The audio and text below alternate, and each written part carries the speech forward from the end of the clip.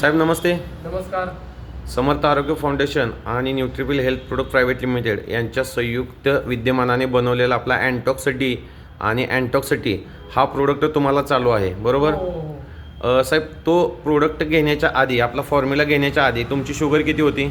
माझी होती की जेवायच्या अगोदर 331, जेवल्यानंतर 450 असायची. ओके. आणि आत्ता तुम्ही रिपोर्ट काढून आलाय, तुमच्या आत्ता शुगर किती आहे? आता माझी पूर्णपणे नॉर्मल झालेली आहे. जेवायच्या अगोदर 87 आहे. ओके. आणि जेवणानंतर 150 आहे. जेवायच्या अगोदर 87, जेवणानंतर 150 आहे. ओके.